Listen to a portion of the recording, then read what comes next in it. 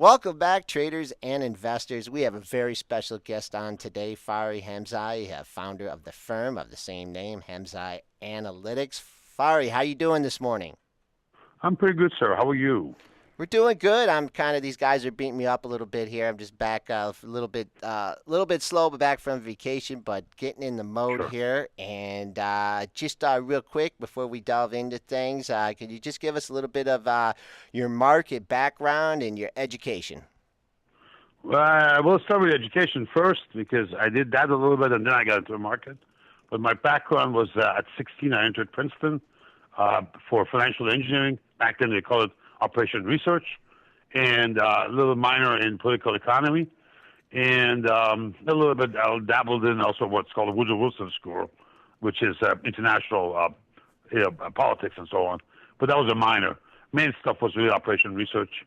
And then got hired by Northrop on their manufacturing area because they really needed to use OR to optimize what they were doing on the 747 line and F-18 line. And as I arrived there, we're originally from Iran. I'm a Persian American. My dad was an officer with the Imperial Iranian Air Force and a pilot of the Shah, and he also had a diplomatic position earlier in Washington. So his name came up. We had to get him out quickly, and also he had left everything he had, came up with his shirt on his back. So the little cash that he had in his pocket and a couple of accounts here and there, I was destined to put a little nest egg for him. No. And it all happened in March of 1980. We had a silver crash, as you recall. Hunt Brothers tried to corner the market. Dow was 729. That was a Thursday.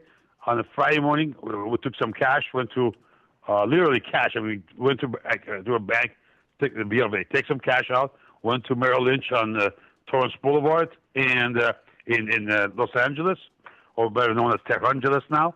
And we started buying. I mean, Dow was 729. It's all in my book, Master Traders.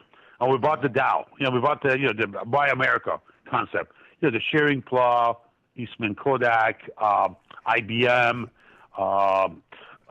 Let's see, United Airlines. The main names that were instrumental in the U.S. economy. And when you're getting, you have a huge push down in a price with a spike in volume. That's usually a buy signal. Now, I didn't know any of this back then. I had a classmate who was working on the floor of NYSE. I just happened to get hold of him that day, that Thursday. And we had a 30-second discussion. And again, that's also in the book. And he said, "Buy America." And that was it. And he hanged up. Okay. These guys on the floor are busy. So I did. And the next 6 weeks, everything went up every day. My dad thought that I was the smartest kid on the block. Well, when you buy that 729, that happens to you. And then after that, we start selling some calls on it and when we start to asymptote out and flatten out, we start selling some calls against it. Then again, I didn't know nothing about options, but I called in the Northrop library and said, "Bring me the stuff. Let's look at this article, that article." Usually mainly they worked at Eugene Fama, let's see, Myron Scholes, Fisher Black, and Robert Merton had worked on. So I started diving into that, and of course at Northrop in that area I had a lot of computing power. So I start programming Black-Scholes model in my handheld machine, and next thing you know, I had a little trading operation going on. Now Merrill Lynch was calling to figure out if the options were over or under. Overpriced or underpriced, yeah. They I were almost got fired because of that. okay, they were Yeah, calling you. because you're supposed to work on airplanes and assembly lines and figure out what man loads are and skill mix. And here I am trading floor, shearing plow, Eastman Kodak. And we were doing simple stuff, nothing exotic, because I didn't have that much knowledge. I was trying to teach myself. But call verticals, a couple of calendars. Dove into what do you call it? Butterflies. Never had luck with butterflies. I gave that up. And then later on, as I learned more and I applied it slowly, we started doing some back spreads. I love back spreads. But you sell the front week or front month or whatever have you, and you buy the back end and the size. And if you do it right and your timing is good, of course you got to use some charts. It explodes, and in the right condition, right market, it goes. So that was March of 1980. Very basic stuff. Start with stocks, and then stock options, and then of course I was not really trading; it was really investing. Positions were several weeks long at that time. You didn't have the internet. You didn't have the activity you have now. Everything was on phone calls and looking at daily graphs on the weekend from William O'Neill and Company, which is also all in California. As you know, that part of the country is a lot of technical analysis started, mainly because of the rocket scientists and so on. And I found a niche there. I understand their language and start doing it slowly and very methodically. There were times we kind of also pull out of the market because I was busy with other stuff work-wise. For example, we completely missed the 87 crash, which was by total luck. It was no skill. We had pulled out stuff in July of 87, so we missed the peak in August.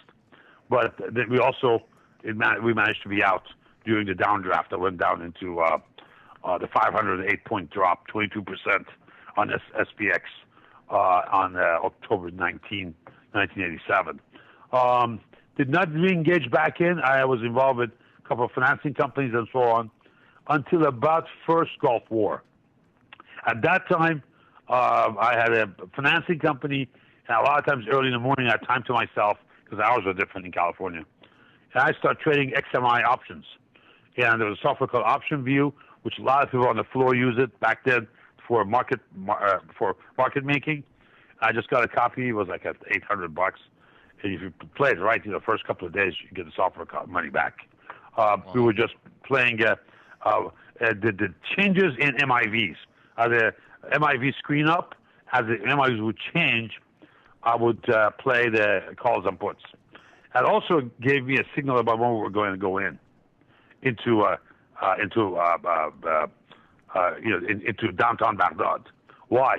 Because about half a day before that, all the MIVs exploded. So that was the interesting thing to be able to say. Head of CNN from where they were at, I think, Rashid Hotel in Baghdad, they were trying to see if when we're going in. Here you could see it on the MIV screens off of the market makers in Chicago. So, wow. You think information is all kept in and it's all secret? Forget it. Don't be so naive. Market will tell you in aggregate. In aggregate, the market will tell you what's going on. Market is so much different back then. Like, it's an awesome story to hear this because we have so many new traders that are obviously coming in. They weren't around in the 80s. So it's all awesome to get like a background of how it was done back then. Like even when I started. Go ahead. Go ahead. I was just going to say, even when I started in 99, it took like 8 seconds to get a fill. How long did it take like to get filled back then? Like when you would make a phone call, you place your order in, you go and get a cup of coffee. Okay, you come back, wait for the call to come back to you. And they'll call you back and say, hey, there you got it. Basically you're rolling a dice in terms of what the fill is going to be approximately on the stocks. When you're talking about options, given the spreads, you're rolling several dices. And that's just the nature of the beast was, Look, we were using Apple II to do a market making, valuation with a teletype machine from the office that would dial into, because Northrop wouldn't let you have your own computers. So the Apple II was sitting at my home. I would use a teletype to dial into my home, get the pricing up, and understand it for how it's going against the underlying, and get a feel about where it's over and under. Because as we grew, as I did more, I learned more to do it better, and no longer you could do it on a handheld. So our Apple II was one of the stuff back then we could use. And I use Marty Zwig's book for market timing. I've been always interested in market timing because I don't believe in buy and hold or sell and hold, sell short and hold. No, you really need to look at what the market is telling you. You need to understand the message of the market. And the way you do that, very basic stuff, if you read the Marty Zwig's book, Dr. Zwig, which is the guy who came in with the put-call ratios, simple put-call ratios. In his book, he talks about simple things. Now, they can't apply it now anymore that easily because Fed has changed. But back then, you look at what the Fed fund rates were were the first three changes in the Fed fund rate war to the upside, after a recession, as the Fed would go to 1, 2, 3 raises. That's where your growth to the top, the movement to the upward will start. The other indicator you need is the advanced decline line, net advanced decline. Now, the advanced decline still works. As a matter of fact, you can even use it for even as short term as S&P trading these days. But because of where we are with the Fed, no longer the interest rate model works. So you have to come up with more sophisticated tools and models to be able to guide you kind of throughout the day or throughout the week, if you will, trading. The next step after that was that right about when Clinton was coming to the office, I came up with a neural net model using Spark stations, which is a Unix machine. Back then, Sun was making them. That's right, Sun. Now it's a division of Oracle, and no longer make that machines because they're just really a software company for Java. But when they were making the hardware, back then those chips were much faster than Intel. Intel has taken them over now. But back then, that was a big machine. And we used the neural nets to guess the 15-minute forward price of Treasury bonds, the U.S. Treasury bond futures, using existing price structure and a couple of other inputs, for example, like dollar index, all in real time. And we had to train the machine, and then you let the machine take over to give you your buy and sell signals. Which from there, it led me to actually get into more analytical work, and for graphical work, we had to switch to TradeStation because we were tired of building our own software. There's no point of building something that's not proprietary. Right. Moving averages are moving averages. You shouldn't be spending time doing that. You can have a software that's built in. And the only problem we had then was by then I was managing money and I was going full time. This is early 90, like 93, 94. Lloyd Benson one day woke up and said, "We're not going to have a 30-year bond for a while, new issuance, because we're going to have possibly a surplus. So we're not the government's not going to borrow 30-year anymore, and we maybe start paying him down." Well, that created a big supply issue. Now the supply was shrinking. Guess what happened? The prices jacked up, and the neural net had never seen that. The neural net is like having a child brain on a silicon. And you're training it, you're teaching it good habits, and you're also teaching it what's called forgetfulness. You want them to forget bad habits, okay? So that to get you the right trade and avoid the wrong trade. Anyhow, but that we had never seen. Never in the history of bond futures we had a situation where the sitting Secretary of Treasury had come and said, "We're not going to be issuing new Treasury bonds, the 30-year." Well, why was that important? Because that's a long-term asset. Well, people who had long-term liabilities, like insurance companies, pension funds, so on and so forth, they needed to have the treasuries in hand against the possible payouts they would have. Because this is a known, it's credit and faith of the U.S. government. The principal and interest is guaranteed, period. Well, because that supply shrank, it was a rush for them. There was one day we had a 3-point move. 3-point move in the bonds, the limit up. I mean, it devastated the neural net we had. So we stopped. We were ahead, we stopped. We said, "Listen, guys, we need to go back to the trenches and do another huddle. We got to figure this one out. This is very different." And by the time I was doing this, I got to know this one little thing called S&P 500 index futures. Forget it. Once you trade S&P 500, you'll never touch anything else. So I mean, it's worse than a drug. Okay, the moment you trade this baby, forget anything else. You won't touch anything else. And I'll do the math for you. It's trading right now at 1833. The multiple is 50. So it's a $90,000 stock you're playing. Yep. Correct. And So you're up against the best of the best. you are. The best you and are. brightest are in that space. So Fari, And you're with you're a lot on market timing, right? And Yes, you I'm ranked with Time and Digest, correct. and you are one of the top market timers out there, and you've written these books. And two-part question here. One is, Yes, sir. how would you convince people that aren't market timers? Okay, what would what would be your arguments to convince them? And second of what? all, since you're a market timer here, and we've had an Good. unprecedented run in the market here, we're trading in new all-time highs here. What are your proprietary analytics? What is your timing telling you? What should investors be looking for right now? Well, we're long here, and we have intermediate targets we watch. When we were short, we also had intermediate targets on the downside to watch. We also look at volume. I mean, look at it this way. It's a lecture. If I want to go through that, we do market timing webinars the day before non-farm payroll, once a month, and it's massive webinar. It gets very busy. I spend about an hour and a half just on the charts and what we go through. One of the things you'll find out is that no one indicator is going to save you. Okay? It's a preponderance of evidence. I go through probably 8, 9 charts, but predominantly, here are the things I'm looking at. I'm looking at vibrations. Remember, we're talking about financial engineering. How do you measure vibrations? Like Bollinger Bands. Okay. I want to see what the volatility is. That's one. I look at momentum. These are very and momentum, trend, vibration, volume. How do I look at volume? Up ratio to down ratio. I always look at differences or ratios. Why? Because I'm trying to make the indicator more sensitive. Okay. Look, if I'm about to lose money, I want to lose it fast. Okay. I don't want to sit here and be an investor in some mutual fund or some Baba stock that over the next 3 weeks is going to drip out of me. That's going to drive me nuts. I need to have more sensitive stuff available.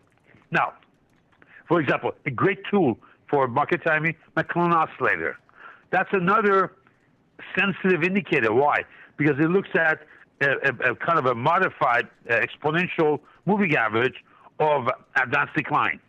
Okay? Now, the key thing in these, Dennis, is how do you interpret these? Okay? And that's a journey. Look, I've been ranked by Timer Digest for at least 10 years now. Okay? In the top 3, top 5. Several times I was ranked 1 for both 90 days, 180 days, and 365 days trading. Okay? Now, the journey is such that you always make a couple of mistakes here and there, but you got to have what I call adaptive systems. That is, even if you're wrong, it corrects you back in. Excellent. It catches you're wrong and brings you back in. See, you can be wrong, but not for too long. Okay. If you sit in a market timing situation, okay, and let's say, for example, what we're doing. Here's my bias for the year end, okay? Seasonality is up, okay? Seasonality is to the upside. So we just bought some call spreads. Now, what's the problem with call spreads? Call spreads are very sensitive. If I'm wrong, I'm dead. Right. If I'm right, hallelujah. Talk about shekels. I mean, you're just like your second Uncle Ben. You're printing your own money. Okay, I don't have the plates, but they're legal. I'm printing it. And now these we bought were December 31st. So they're going to expire Tuesday. And I don't know, we're up like 47% already. So between today, tomorrow, maybe Monday, I'll just flush them out. Right now we're up another 4 handles on the S&Ps, on ES, or in the Globex. We closed at 1833, so we're equivalent of 1837 on SPX, and these were on the SPYs. And the reason I use the call spreads because I want to remember I'm not the only one who knows this. There's a bunch of other people who know this too, and including your market makers, right? At SIBO, what are they doing to the option pricing? They're juicing it up. Right. So what does that translate to? You guys know better than I do. It's I saw you guys have both worked on our floors. You know what's going on. Yeah. When they juice it up, where is it getting pushed up? It's volatility. So you want to use a collar spread. So you buy one collar spread, buy one volatility and you sell the other. So the difference between the two crushes the volatility out. Yeah. Otherwise, yes, you are capping your return, but you're not paying through the roof for the one that you're long. you got to do that. Yeah. Yeah, because it's just way too expensive to do it. Just Exactly. Outright is too expensive. Correct. And also, if something goes wrong, you're giving back heavy. There's nothing on the other side to compensate. See, you want to be short the other one. You want to be long on you're like, we're long 183s and short 186s. Okay? And beautiful. Now, do you think you can get up? Do you think we can see that 186 here by the end of the year? Is that, or do you think I don't need to. That? I just need to move up a little bit more. Right. I just need to move up. Already I'm in the money. Remember, I bought this was 182.10. Yeah. Okay. Okay. So yeah. The key point is your entry. Now again, how do you pick your entry? Yeah. Go back to vibrations. Volatility. Look at vibrations. Look at your momentum readings, and you time it. You got to be patient. When you get into trouble, okay, is, for example, I do a lot of trade with Google every quarter. Okay. Last one, Kyle saw it. I sent it to Kyle real time. I said, Kyle, little taste. This is Kyle Buzzy, your guy over there at Benzinga. I said, Kyle, have a little taste of this. He goes, what is this, $300? I said, well, I'm a poor boy. That's all I can afford.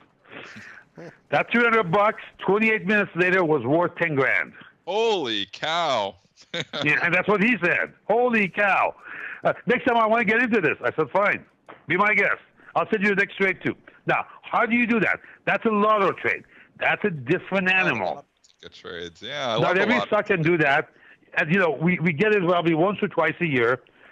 Not every stock would do that. And not every time it would do that. You just got to be at the right place at the right time. And you got to be patient. The thing about lotto trade is, you can't set it up 2 days before. It doesn't work. Ahead of earnings. A lot of trades are entered about half an hour before the market locks up. Yeah, before like 2:30 Chicago time. Yeah. Because why? You need a lot of variables to line up, and you've got to also find liquidity. Remember, we're going after something very unusual. Guess what? I need a sucker on the other side. Right? Yeah. If I'm on a right angle, I got to find some idiot on the other side to sell it to me. True. Otherwise, there's no deal. Otherwise, it's exercise on paper. Yeah. Okay? You want exercise on paper, go to SIBO. They'll teach you all these exercises. Wow. They have great teachers too, but that's all exercise. Here is reality. When I pull that trigger, okay, we manage money. We have chat rooms. We talk to people in real time. Sometimes I would tell them also, this is a tough one. It's not for you guys. I'm going to do it myself. But if you want to jump in, just be ready. I'm going to tell you what the trade is going to be. Okay? But I will never front run anybody. There's no need to. Because there's plenty of time. The key thing is liquidity. At the area you're looking at, it's a vertical, and you're using sigma channels where you think the price extension is going to go. All you're looking for is really price discovery. Now, what stocks will give you that? Tesla, Netflix, Google, Baidu, Apple. These are the ones that would do. Yeah. You cannot do that with Johnson & Johnson. Yeah, it won't move. It won't move, exactly. The volatility isn't there. And now, some of it is a little bit also creative. I mean, you got to sit there and say, look, I was surprised Google did all that move. So I put a couple of trades below it. Not as good. They made 300%. They made 500% return. This one piece at the end, this was like for the really, really aggressive traders. And with a shorter expiration too. Like Google, I think it reports on a Thursday before a normal monthly cycle of options. Yeah. I think next one is 16th of January. So I would buy the 17s. The normal January expirations, okay? Yeah. And higher up. So I'm squeezing time, okay? And the price on top. That means I have a very small chance of making it happen. Thus the name Lotto. But if it does, cha-ching. Bingo. And last time we got it. Now, so a lot of the times you get close. We had a very, very close call with Netflix. What happened with Netflix? As you all know, my schoolmate, Carl Icahn, came in the next day, had a fight with his son, and he sold 3 million shares. My pricing was exact. The opening print was where my vertical was. But the stock never stayed there. They sold so hard that the options collapsed. Right. So on that one, we lost money on exit. But overnight, we had hit the lotto. But except you couldn't get out over option market closes at 3:02 Right. Chicago time. 2 minutes after the cash closes, options are closed. Would you ever try to do the stock against the option positions, like try to hedge? We have. On Google one time I had to. That was another one. This was like 3 years ago. I think 2011 or 2 years ago, 2011 or 2010 in October on Google, and it was we only made like 1,100%, but it was something we spent something like 40 cents on, and it went nuts. Now, the reason we could manage to get 1,100% out of that trade was that pre-market, this time of the day, I sold Google. I managed to find Google shares to short, okay? And that's what happens. They push it up before the market opens, and now the market makers are under a lot of pressure. At that point, the market makers will sell into it. So what I do is that I sold the Google shares to lock in my profit, okay, against the long calls I had. That was a straight call. There was no vertical. When I had a straight calls, sold shares against it. As the market opened, I bought, the stock came down very hard. I bought back the Google shares and then sold the options. I legged in. You have to kind of leg out. 5 contracts, 500 shares, 5 contracts, 500 shares, or 10 contracts, 1,000 shares, so that you have some form of balance involved. Otherwise, you can't just dump one leg, all of one part of the strategy, and jump on the other one. What do you think? The movement is too fast. What do you think about Netflix here? It's recovered all the way from the sell-off after earnings, and the icon, lightening up his position. You've come all the way back up. Got a potential double top, 83.43 and 83.96. Kind of a double bottom there too. Are you licking your chops on this one, or are you hands off for now? Well, we're long at Netflix for about a week and a half. A couple of days it surprised us, kind of put pressure on us. It has come back last 2 days pretty nicely. The problem I had was on the 6th of December. Hold on one second here. There we go. I'm sorry. Let me tell you. No, let me give you the. No, I'm sorry. The 16th of December, where my problem was. I am looking to see. I'm not sure I will see it or not, but my target is 391 right now. Okay, a couple points away from there. So you just to finish up well, here. No, not a couple of points. 11 handles. Okay. 380 right now. 391. You're talking handles in the S&Ps just like I do. It's good to hear. But just to finish up here, yes, sir. 2 things. Are you active in the after hours in the pre-markets? Are you just there for observational purposes? Or are you actually pulling the trigger? I look at the key names. I have about 30 names I look at stock-wise pre-market. I don't trade them unless there's a reason I have to. For example, like the Google trade we talked about. But typically, I may get in early because of economic news on the futures. But then I'm also looking at what the key members. Remember, I'm a investment grade names that I play, right? So I'm looking at key components of SPX and NDX. How are they behaving? Okay. During like a post-econ news, like a non-farm payroll. How are they behaving as we get into a cash market? I usually like to come in flat before the cash market, okay, on the futures, and then go back in 5 or 10 minutes later. Why? Because I want to see the liquidity that comes in from the people in New York, what size they're trading, how is it impacting the index. You can't, all of a sudden, there's a day and night difference between when Globex finishes and the cash market opens, where now you have a balance going on. But remember, throughout the day, while cash is open, that creates a countervailing weight against the S&Ps. You take that out, like aftermarket, it's free for all. I don't want to play there. And the volume drops. Correct. Volume drops. My indicators are very poor in low volume environment. Okay. For example, this week I'll trade nothing. I'll just look at some options. I'll trade nothing probably most of next week. Maybe I'll doubt I'll even work. Yeah, I'll be around. I'll check things and make sure there's some ideas. Maybe trade some options, but not S&Ps even until about 6th of January. Okay, so you're sitting out because the liquidity isn't there for me. Okay, and you mentioned some lotto trades here, and I Yes. know that they come on your radar as they pop on there. Right. But Uh-huh. is there anything that our listeners should be keeping an eye on here? You have the Well, it's a little bit January early effect. because those are mainly earning per share environment. So I'll be more than be happy, as I mentioned to Kyle, I'll be more happy to be available as we get close to EPS. Okay. And each day I have I mean, as you know, I have a couple of strategists. The night before, I also get some inputs from them on some names they're looking at. I Okay. look at some names I'm looking at. So coming in the morning, we have a target list. Good. Okay? Yeah, my background, of course, is aerospace and Navy and all that. We have target lists coming in. You got to do your homework. We're looking at what kind of volatility they're in, where are the chart levels in terms of signal channels, what's the whisper numbers on them, what's the trend slash momentum indicators are saying on it, because you have to also choose. Remember, you can do this on the downside.